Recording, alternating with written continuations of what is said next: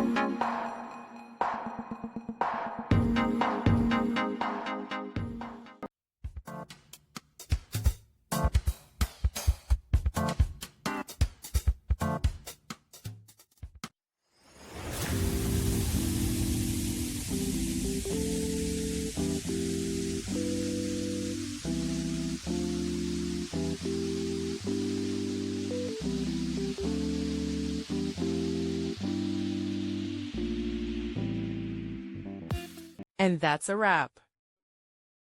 I hope you found the answer you were looking for. If you did, take a second to hit that subscribe button. It really helps out. And let me know in the comments which solution worked best for you. See you next time in the debug zone.